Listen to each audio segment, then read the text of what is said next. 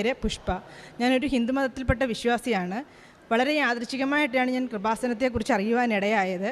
എൻ്റെ ബ്രസ്റ്റിൽ ഒരു ചെറിയ ഞൊണൽ വരികയും ഞാൻ അതുമായിട്ട് അടുത്തുള്ള ഒരു ഹോസ്പിറ്റലിൽ പോവുകയും സാധാരണ ഒരു പരിവാണ്, അത് കുഴപ്പമൊന്നുമില്ല എന്ന് ആദ്യം പറഞ്ഞിരുന്നെങ്കിലും പിന്നീട് അത് സ്കാൻ ചെയ്യണം, ഇവിടെ അത് പറ്റത്തില്ല എന്ന് പറഞ്ഞപ്പോൾ ഞാൻ പെട്ടെന്നൊരു സർജനെ പോയി കാണുകയും സർജൻ അത് സർജറി ചെയ്തേ പറ്റുള്ളൂ എന്ന് പറയുകയും ചെയ്തു. അപ്പോൾ എനിക്ക് മനസ്സിലായി എൻ്റെ മനോനില ആകമാനമേ തകർന്നു പോയി.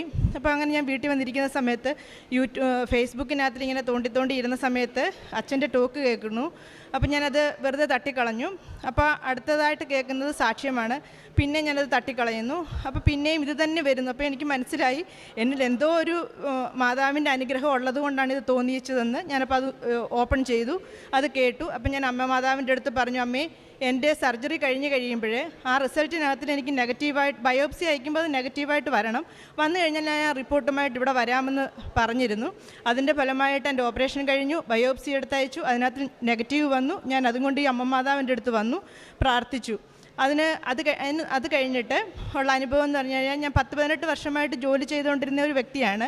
കൊറോണയുടെ സമയമായപ്പോൾ നമുക്ക് പിന്നെ ജോലിയൊന്നും ഇല്ലാതെ വന്നു. ഞങ്ങൾ പശുവിൻ്റെ ഫാമായിട്ട് പതുക്കെ അങ്ങോട്ട് തിരിഞ്ഞു. അപ്പോൾ ഫാം ഇട്ട് കഴിഞ്ഞപ്പോൾ ഞങ്ങൾക്ക് ഭയങ്കര നഷ്ടത്തിൻ്റെ മേലും ഭയങ്കര നഷ്ടം. അപ്പോൾ ഇങ്ങനെ പോയി കഴിഞ്ഞാൽ ഞങ്ങൾക്കതും കൊണ്ട് മുന്നോട്ട് പോകാൻ പറ്റുകയില്ലെന്ന് മനസ്സിലായി. അപ്പോൾ ഞാൻ ഇത് കഴിഞ്ഞിട്ട് ഞാൻ മാർച്ചിലാണ് ഇവിടെ വന്നത്. ഏപ്രിൽ മാസം വന്നു കഴിഞ്ഞപ്പോൾ ഞാൻ അമ്മ മാതാവിൻ്റെ അടുത്ത് പറഞ്ഞു, അമ്മേ ഈ പശുവിൻ്റെ ഇതിനുമായിട്ട് ഞങ്ങൾക്ക് മുന്നോട്ട് പോകാൻ പറ്റത്തില്ല, എനിക്ക് എന്തെങ്കിലും ഒരു തൊഴിൽ തന്നേ പറ്റത്തുള്ളൂ എന്ന് പറഞ്ഞു. പിറ്റേ മാസം വരുന്നതിന് മുമ്പ് അമ്മ എനിക്കൊരു തൊഴിൽ തന്നു. അതിനകത്ത് ഞാൻ ഇരുന്ന് കഴിഞ്ഞപ്പോൾ അവിടെ ചെന്നപ്പോൾ അവിടുത്തെ സ്റ്റാഫുകൾ എൻ്റെ അടുത്ത് പറഞ്ഞു, ഞങ്ങൾക്ക് സാലറി ഇവിടെ കുടിശ്ശികയാണ്, അപ്പോൾ ചേച്ചി ഇവിടെ ഇരുന്ന് കഴിഞ്ഞാൽ ചേച്ചിക്ക് എങ്ങനെ സാലറി കിട്ടുന്നത്? അത് കേട്ടപ്പോൾ എൻ്റെ മനസ്സങ്ങ് ആകെ ഇതായി. അപ്പം ഞാൻ അമ്മയോട് പറഞ്ഞു, അമ്മേ എനിക്ക് വേറെ എവിടെയെങ്കിലും ഒരു തൊഴിൽ തരണം. അപ്പോൾ അങ്ങനെ അടുത്തൊരിടത്ത് എനിക്ക് അവിടെ ഇരുന്നുകൊണ്ട് തന്നെ ഞാൻ വേറെ ജോലിക്ക് ശ്രമിച്ചു. അക്കൗണ്ട്സും റിസപ്ഷനുമായിട്ട് എനിക്ക് വേറെ ജോലി കിട്ടി. അവിടെ ചെന്ന് കഴിഞ്ഞപ്പോൾ അവിടെ വേണ്ടത്ര ബിസിനസ്സൊന്നും ഇല്ല. അപ്പോഴത്തേക്ക് ഞാനിവിടെ ജൂലൈ 14-ാം തീയതി വന്ന് ഞാൻ ഉടമ്പടി എടുത്തു കഴിഞ്ഞപ്പോൾ അവിടെ ഇരുന്നുകൊണ്ട് തന്നെ എനിക്ക് മറ്റൊരിടത്തേക്ക് ഇൻ്റർവ്യൂവിന് വിളിച്ചു. ഞാൻ അവിടെ ഇൻ്റർവ്യൂവിന് ചെന്നു. പക്ഷേങ്കിൽ 13 പേര് ഇൻ്റർവ്യൂവിന് അറ്റൻഡ് ചെയ്തെടുത്ത് എനിക്ക് 1.5 മണിക്കൂർ എന്നെ ഇൻ്റർവ്യൂ ചെയ്തു. ഈ 18 വർഷത്തെ എക്സ്പീരിയൻസ് ഉണ്ടായ ഞാൻ അവിടെ ചെന്ന് കഴിഞ്ഞപ്പോൾ എനിക്ക് എൻ്റെ മിടുക്കുകൊണ്ടല്ല, എൻ്റെ അമ്മ മാതാവിൻ്റെ കാശ് രൂപ എൻ്റെ കയ്യിൽ മുറുകെ ഉണ്ടായിരുന്നു, ഉപ്പ് ഉണ്ടായിരുന്നു. ഞാൻ ആ ഇൻ്റർവ്യൂവിന് കയറി ചെല്ലുന്നതിന് മുമ്പേ ആ ഉപ്പ് പടിക്കലിട്ടിട്ടാണ് കയറി ചെല്ലുന്നത്. അപ്പോൾ എനിക്ക് ആ ഇൻ്റർവ്യൂ വളരെ നിഷ്പ്രയാസമായിട്ട് തോന്നി.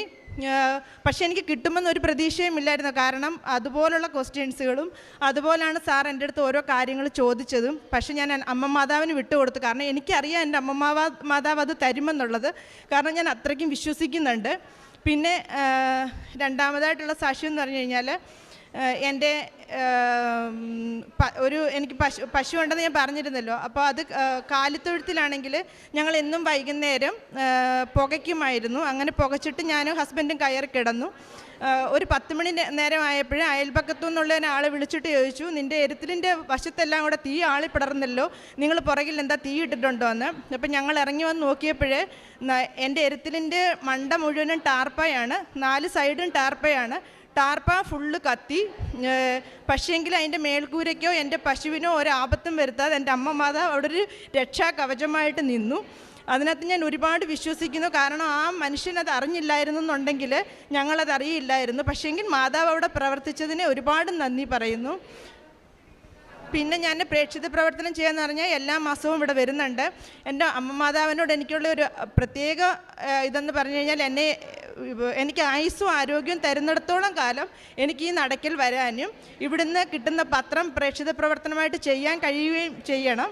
പിന്നെ എന്നെ അറിയാവുന്നവരോടെല്ലാം ഞാൻ അമ്മ മാതാവിനെക്കുറിച്ച് പറയാറുണ്ട്. എൻ്റെ ക്ലിനിക്ക്, ഞാനിപ്പോൾ ഒരു ദന്തൽ ക്ലിനിക്കിലാണ് വർക്ക് ചെയ്യുന്നത്.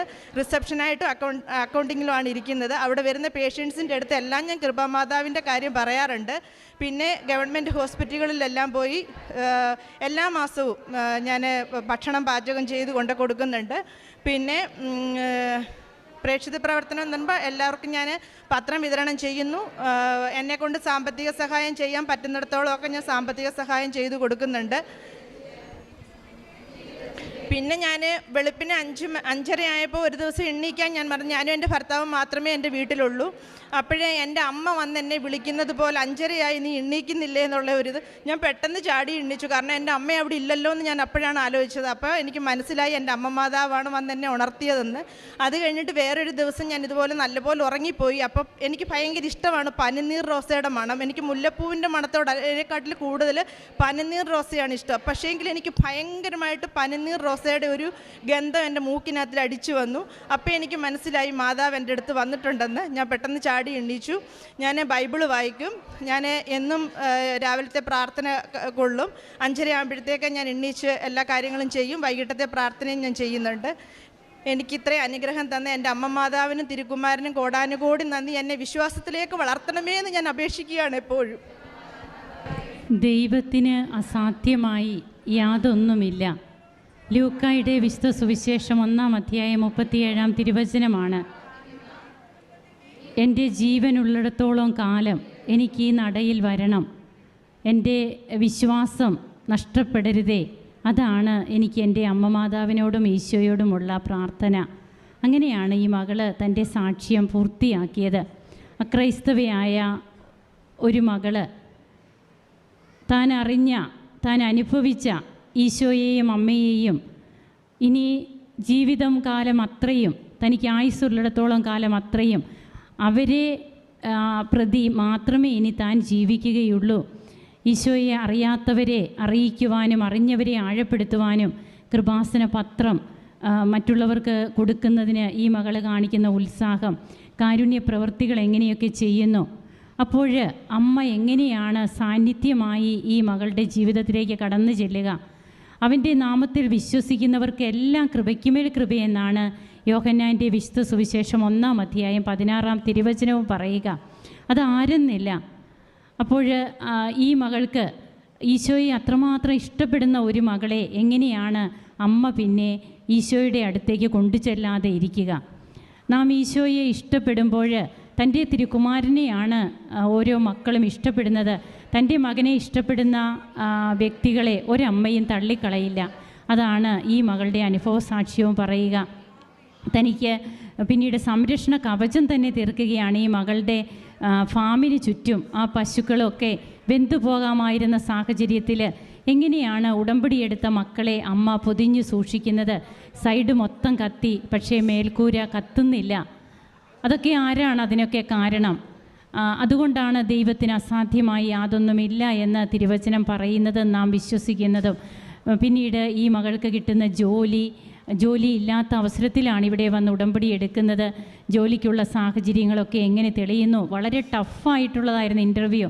പക്ഷേ അമ്മയുടെ കാശുരൂപവും കൊണ്ട്, അമ്മയെയും കൊണ്ടാണ് ഈ മകൾ പോയത്. അങ്ങനെ ഏറ്റവും നല്ല രീതിയിൽ ആ ജോലി ലഭിക്കുന്നു. ഇന്ന് വളരെ സന്തോഷമായി പോകുന്നു.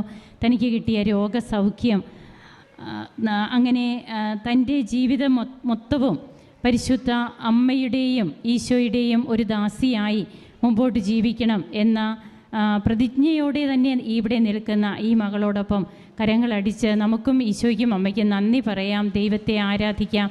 യേശുവേ നന്ദി, യേശുവേ സ്തുതി, യേശുവേ ആരാധന. അത്യപൂർവ ദൈവ